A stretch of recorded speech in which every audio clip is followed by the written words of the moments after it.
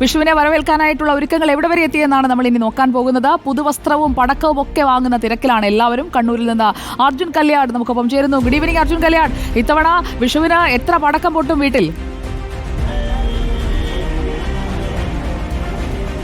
സുജിയ, പൊട്ടുന്നതിനൊരു കണക്കുണ്ടാവില്ല. എന്തായാലും വലിയ ആഘോഷം തന്നെ തീരുമാനിച്ചിട്ടുണ്ട്. നമ്മളിപ്പോൾ നിൽക്കുന്നത് കണ്ണൂർ താഴെ ചൊവ്വയിലുള്ള ചൈന പടക്ക കടയിലാണ്. ഇവിടെ കാന്താരിയുണ്ട്, കോയയുണ്ട്, ബോംബുണ്ട്, അതുപോലെ തന്നെ സ്കൈ ഷോട്ടുകളുണ്ട്, കമ്പിത്തിരിയുണ്ട്, പൂക്കുറ്റിയുണ്ട്. ഇതിൻ്റെ എല്ലാം ഏറിയും കുറഞ്ഞുമുള്ള വെറൈറ്റി. ബോംബെന്ന് പറയുമ്പോൾ തെറ്റിദ്ധരിക്കേണ്ട, പ്രത്യേകിച്ച് കണ്ണൂർ ആയതുകൊണ്ട് കൂടിയാണ് പറയുന്നത്.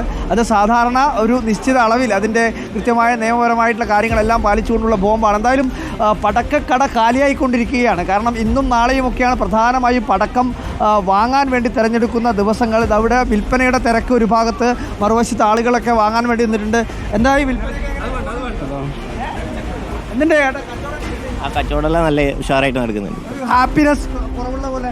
ഒന്നുമില്ല, ഹാപ്പിനെസ് കുറവൊന്നുമില്ല. ക്ഷീണമായിട്ട് ചൂട്. ചൂട് ആൾ തിരക്കുള്ളത് കൊണ്ട് കുറച്ച് പണി അധികമാണല്ലേ? 2 ദിവസമല്ലേ? ഈ 2 ദിവസമാണ് പ്രധാനമായി. അതെ അതെ അതെ. എന്തെല്ലാം ഐറ്റംസ് ഇവിടെ പലതരം ഉണ്ട്. മറ്റേ സ്പിന്നർ, ഡ്രോണ്, ഹെലികോപ്റ്റർ, പിന്നെ പീക്കോക്ക്, പിന്നെ സ്കൈ ഷോട്ട്, പിന്നെ ഇതാണ് മയില്. അർജുൻ, ആ ഡ്രോൺ കാണിച്ചു തരുമോ? നമ്മുടെ കത്തിച്ച മയില് പോലെയാവും. ഡ്രോൺ കാണിച്ചത്. അതുപോലെ തന്നെ ഹെലികോപ്റ്റർ ഇങ്ങെടുത്തോ? ഇത് ഹെലികോപ്റ്റർ അല്ലേ? ഹെലികോപ്റ്റർ എങ്ങനെയാ? കത്തിച്ചാ പറക്കും. ഹെലികോപ്റ്റർ. ഇത് ഹെലികോപ്റ്റർ IPL ഭാഗമായിട്ടുള്ള പടക്കം കൂടിയുണ്ട്. സാധാരണ ഓരോ സമയങ്ങളിലും, അതായത് പ്രധാനപ്പെട്ട വിവാദങ്ങളും പ്രധാനപ്പെട്ട കാര്യങ്ങളൊക്കെ നിൽക്കുമ്പോൾ അത് ആ രീതിയിൽ ചില സിനിമകളുടെ കഥാപാത്രത്തിന്റെ ബാഹുബലി എന്ന് പറഞ്ഞൊരു പടക്കുണ്ട്. ബാഹുബലി ഏതാ? അർജുൻ, എമ്പുരാനുണ്ടോ? ആള് ചെറുതാണെങ്കിലും ഭീകരനാ വെച്ച. എമ്പുരാനുണ്ടോ? എമ്പുരാനില്ല. എമ്പുരാൻ വന്നിട്ടില്ല. എന്തായാലും അതും കൂടി പ്രതീക്ഷിച്ചിരുന്നു. നമുക്ക് ഈ പടക്കം വാങ്ങാനെത്തിയ സ്ത്രീകളും അതുപോലെ തന്നെ കുട്ടികൾ ഉൾപ്പെടെയുള്ളവരുണ്ട്. അവരുടെയൊക്കെ ഒരു പ്രതികരണം നമുക്ക് തേടാവുന്നതാണ് എന്ന് തോന്നുന്നു. ഏട്ടാ, ഇതൊന്ന് പിടിച്ചേ. ഇതൊന്നും പിടിച്ചേ. ഇല്ലെങ്കിൽ താഴെ വീണു പോകും. അതുകൊണ്ടാ. കുഞ്ഞു കുട്ടികളെ പടക്കം വാങ്ങിയ മോളെ?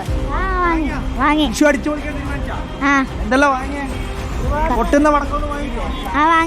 അതിനൊന്നും പേടിയില്ലല്ലേ? ബോംബ് വാങ്ങിയാ? എത്ര രൂപയ്ക്ക് വാങ്ങിയിട്ടുണ്ടാവും? ഒരു വീട്ടിലേക്ക് എത്ര രൂപയ്ക്ക് പടക്കം വാങ്ങുന്നുണ്ട്? അതോടെ ചോദിക്കാം അർജുൻ. എത്ര പൈസക്ക്? 500 ചില്ലറ തന്നെ വാങ്ങിന്.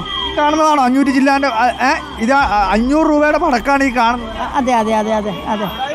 വിഷു ആഘോഷിക്കാൻ തീരുമാനിച്ചു. അതേപോലെ തന്നെ ഡ്രസ്സ് എല്ലാം വാങ്ങി. കണി വെക്കാനുള്ള സാധനങ്ങൾ വാങ്ങിന്. ഇന്ന് വാങ്ങണം, പോയിട്ട് വാങ്ങണം. മുമ്പ് തന്നെ പടക്കം വാങ്ങാൻ വേണ്ടി ആദ്യം വാങ്ങാൻ. അവർക്ക് പടക്കം വേണം നിർബന്ധം. താണക്കന്നെ അത് തന്നെയാണ്. ഒരുപാട് ആൾക്കാരുണ്ട്. ചേട്ടാ, പടക്കൊക്കെ വാങ്ങി? ചേട്ടാ അടിപൊളിയാക്കാൻ തീരുമാനിച്ചു. അങ്ങനെ വാങ്ങിയോ? പടക്കം വാങ്ങിയാ? എന്ത് വാങ്ങിയ? എന്തൊക്കെ വാങ്ങാൻ പടക്കം? എന്തായാലും ആഘോഷിക്കാൻ തീരുമാനിച്ചല്ലേ? പടക്കം വാങ്ങിക്കൊണ്ടിരിക്കുകയാണ്. പടക്ക വിപണി വളരെ സജീവമായി തന്നെ നിൽക്കുകയാണ്. ഒരു പ്രശ്നമുള്ളത് ചൂടാണ്.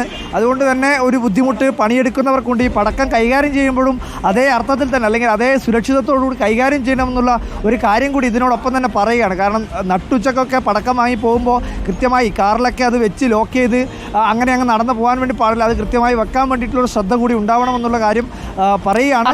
നമ്മളിപ്പോൾ നിൽക്കുന്നത് കണ്ണൂർ താഴെ ചൊവ്വയിലുള്ള ചൈന പടക്ക കമ്പനിയിലാണ്. നമ്മുടെ പ്രേക്ഷകർക്ക് വേണ്ടിയാണ് അർജുൻ ഏറ്റവും ഇഷ്ടം. പറഞ്ഞാട്ടെ, എനിക്ക് എന്തായിരിക്കും ഇഷ്ടം? സുജിയ പറഞ്ഞാട്ടെ, എനിക്ക് എന്തായിരിക്കും ഇഷ്ടം? അർജുന്റെ ഒരു സ്വഭാവം വെച്ച് കമ്പിത്തിരിയിലൊക്കെ ഒതുക്കാനാണ് സാധ്യത. അയ്യോ, അത് തെറ്റി. അത് പൂർണ്ണമായി തെറ്റി. ഏറ്റവും ചുരുങ്ങിയത് ഒരു ബോംബിലെങ്കിലും ഒരു ചെറിയ പച്ചക്കെട്ട് എന്ന് പറഞ്ഞാൽ പച്ച നൂല് കൊണ്ട് ചുറ്റിയിട്ടുള്ള ഒരു ബോംബ് ടൈപ്പുള്ള നല്ല ശബ്ദം ഉണ്ടാവുന്ന കാര്യമാണ്. ആ പടക്കമെങ്കിലും എന്നെ പരിഗണിക്കണമായിരുന്നു. അതിലെങ്കിലും എന്നെ ഒന്ന് പരിഗണിക്കണമായിരുന്നു.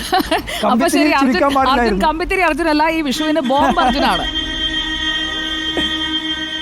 അപ്പോൾ ഉഷാറാക്കും. നമുക്ക് അടുത്ത ദിവസവും കൂടുതൽ വിഷു കാഴ്ചകൾ പ്രേക്ഷകരിലേക്ക് എത്തിക്കാം. അർജുനെ നമ്മുടെ പ്രേക്ഷകർക്കൊക്കെ ഭയങ്കര ഇഷ്ടമാണ്. പേരെടുത്ത് പറഞ്ഞ് പല പ്രേക്ഷകരും ചോദിക്കുന്ന ഞങ്ങളുടെ ഒരു റിപ്പോർട്ടറാണ്, വളരെ ആക്റ്റീവായിട്ടുള്ള റിപ്പോർട്ടറാണ്. അപ്പോൾ thank you Arjun Kalyan. Thank you സുജിയ.